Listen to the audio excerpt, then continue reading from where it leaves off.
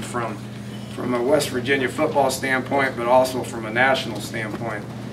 It's been a long time coming. I think 11 months ago, we made the announcement that we're going to go to the Big 12, and you know, a lot of people wanted to get excited about it. I specifically remember that Friday we were about to do our walkthrough going to play Rutgers, and it came across the TV that we're going to the Big 12, and everybody was excited about it, but me. And I was like, geez, we got to go play a game here, you know. And so we gathered the team together out there on our Friday walkthrough, and we said, you know, at one point we're going to start talking about the Big 12. This is not the time that we're going to talk about the Big 12. And we focused those guys, and we went up and we won a game at Rutgers, and then the season ended, and then everybody wanted to start talking about the Big 12. Well, from a university standpoint, from a athletic department standpoint, that took place, which was incredibly important. We tried to just focus about our football team and what we needed to do to get better. We had to recruit. We had an off season, which I think we did a fantastic job at all that stuff. Well, now Big 12 is upon us, and the biggest questions are, what are you going to do different? Well, you know, we're really not going to do a whole lot different. I think over the course of time, West Virginia, our football team, everybody will get more familiar with the Big 12, and the Big 12 will get familiar with West Virginia. But I think it's going to take games for that to happen. And this Saturday obviously marks the first game that's going to happen. And you know, we're excited about it. We're excited about it, the future of West Virginia football. But from a coaches and a player standpoint, what needs to exist is we need to get to know our opponent. We need to make it a regular week. We need to ignore a bunch of outside distractions. We need to get our kids ready to play Baylor. And we're not playing the Big 12, we're playing Baylor. And we need to do a good job because they're a quality football team. They've won 9 games in a row. I've personally competed against Baylor 9 times. I know a lot about them, worked with Coach Browse for 3 years. Know a lot about them, but our team needs to get to know Baylor, what their schemes are, who their players are, and what we got to do to win the game on Saturday. And I think over the course of time, we will get more familiar with the Big 12. So with that, I'll take some questions. What was the first thing you said to them about the Big 12? I think you mentioned last Saturday night. You mentioned it for the first time. Yeah, just that. It's you know, our goal in the beginning of the season is, and I think this is the same goal as everybody that competes in college football, is our goal is to win the conference. If you win your conference, especially the Big 12 conference, if you win your conference, then you go to a BCS game and you have the potential of playing for a national championship. So this is step one in achieving that goal.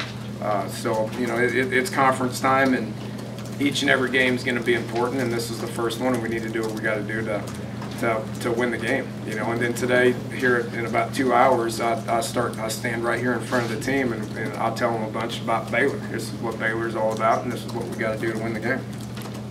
Is it easier to be a new member coming in, or is it the advantage on the other side? I don't think it makes any difference.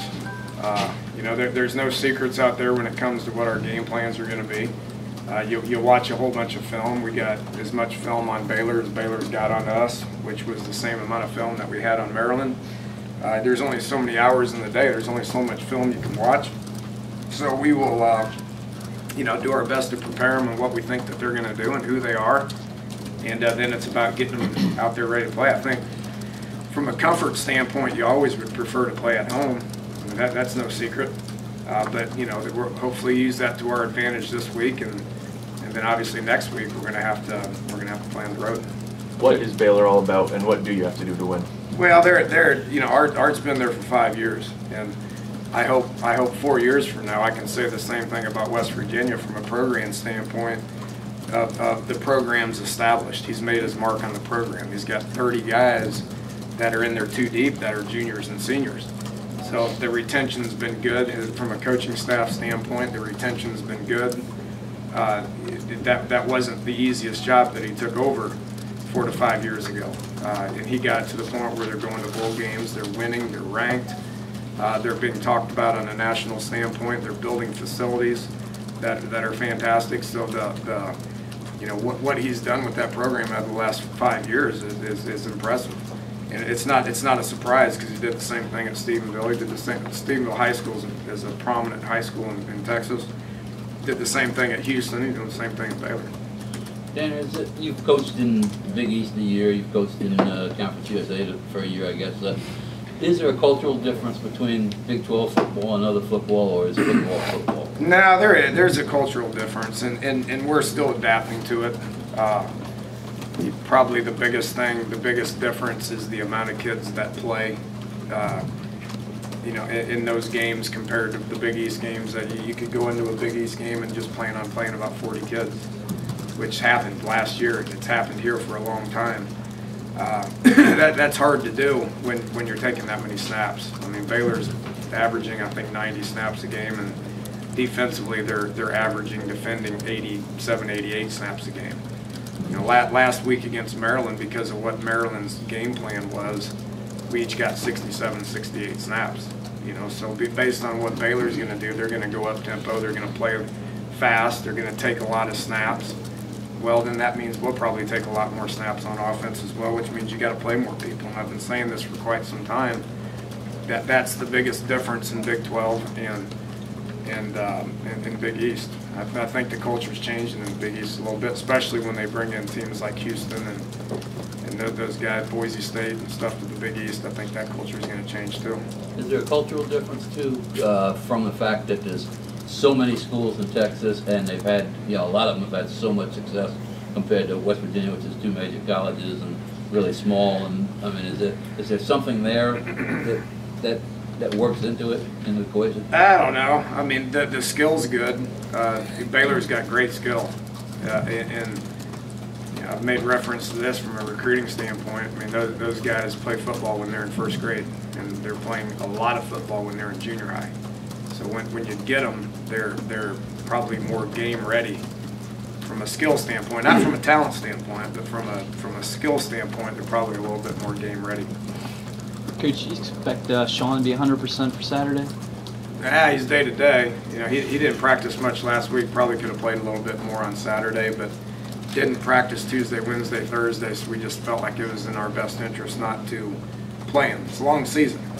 If you're not healthy enough to practice during the week, then you're probably not going to play on Saturday. So that was our stance with it. He was an emergency guy, got in a few times.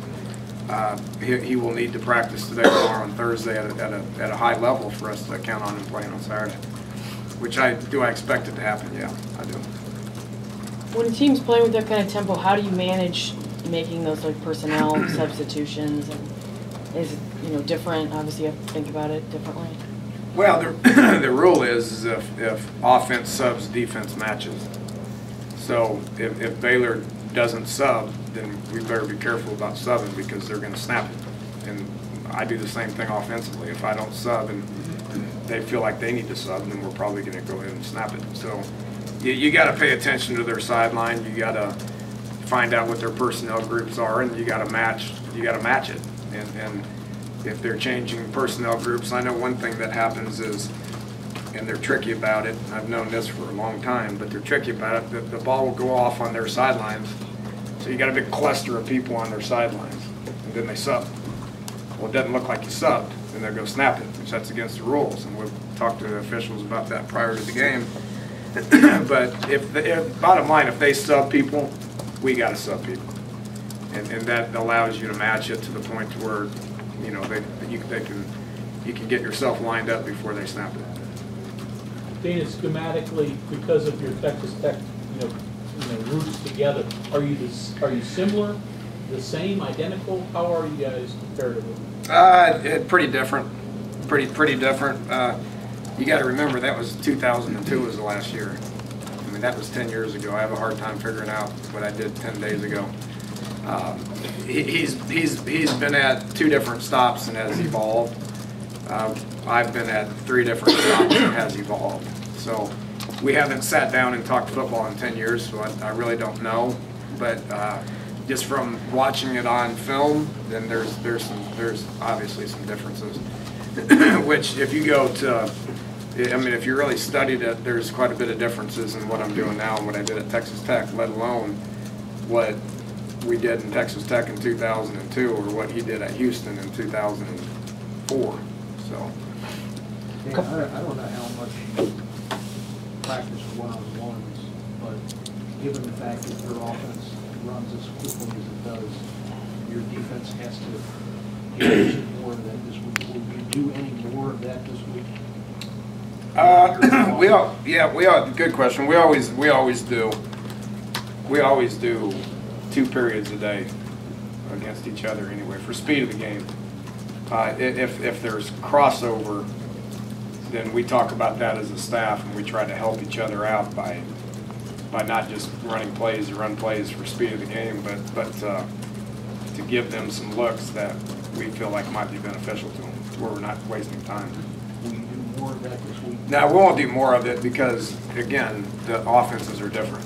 There's some similarities which we can get accomplished in 2 periods, but we have pretty good scout teams that can give them the correct looks as opposed to a manufactured look just for speed of the game. How difficult is it to get those scout teams to duplicate that template? Hard.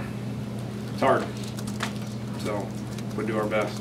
And it's something else they do is a little different. Their receivers, they'll put like way wide outside between the number and the sideline. For an offense, what does that achieve, and what type of a wrinkle is that for a defense trying to handle that? It just makes you cover the whole field, which we do a pretty good job of that offensively as well.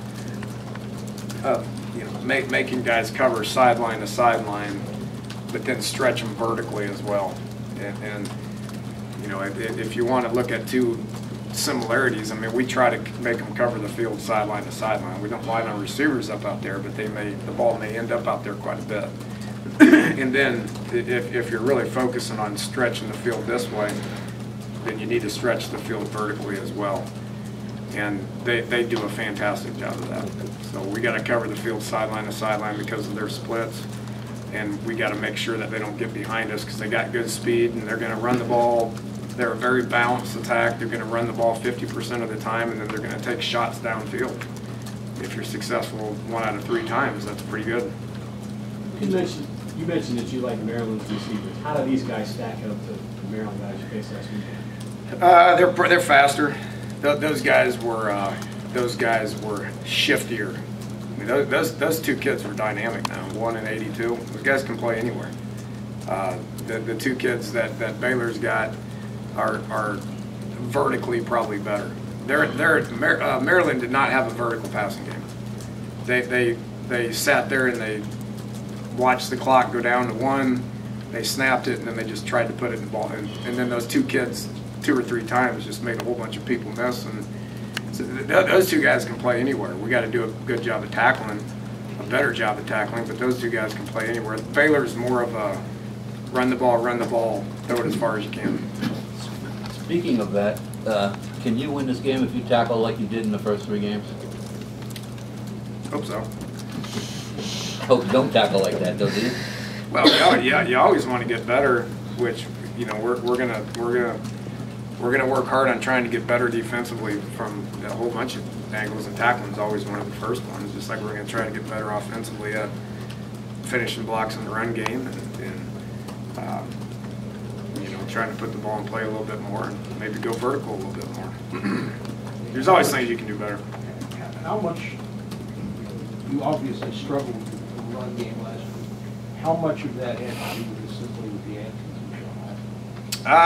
absence? It affected you a little bit. I mean, we had 1 back. If we gave it to him 35 times, then we probably wouldn't have him this week. You got to be careful of wearing people out. So, and Maryland did a good job of taking the run away. I mean, the 20 times we handed the ball off, we didn't get very many yards. And we didn't have the ball very much either. So you're only looking at 65 snaps to deal with. You don't want to waste half of them just for the sake of handing it off to try to establish the run. I mean, we did a pretty good job in the pass game, I thought, so that's what scored the points, which, if we're sitting here without 31 points, we probably wouldn't be very happy right now. So, Sean helps. But again, it's what they're giving us as well. I mean, they were blitzing a good bit. They were shooting gaps. They had 3 linebackers and 2 D linemen that can play anywhere. Those guys will be playing on Sundays. I give them a lot of credit. They played with a bunch of effort. Their scheme was good, and they played hard. They wanted to win. Is Sean also better in pass blocking as a back? I mean, That's they got good. some heat on him, on Geno, And is there something Geno can do to? The heat on Geno wasn't a result of the running backs. It was a couple of blown assignments up front, which, you know, as a result of Geno probably hanging onto the ball a little bit. They were mixing some stuff up, which I'm not going to say rattled anybody, but made it a little harder. And the speed of the game was different, so that's going to help us this week. I mean, the speed of which they did things at was a little different than what we faced in the 2 games. And it was good to see that, and it was good to see us be successful against that as well. You mentioned. I mean, you talk about completing 70% of your passes, 3 touchdowns, 0 interceptions. It's a pretty good day, isn't it? I mean, I know we're spoiled around here, but geez, that's still a pretty good day. Again, against a pretty quality defense. I sat here and told you these guys got 6 or 7 guys that are seniors that have played a whole lot of football that are pretty good. Are we going to face better? Probably. But was it good? Yeah. Did we do what we had to do to win? Yeah, and I was proud of them for that. Was it average for our standards? Maybe. We'll try to get better. You mentioned the scout team earlier, and this week you gave the awards out to one Amos Zeraway's younger brother, who apparently snuck under the radar and kept coming in here. Can you tell us a little about him? And I really can't. I don't know much about him, to be okay. honest with you. I just figured out who he was a week ago.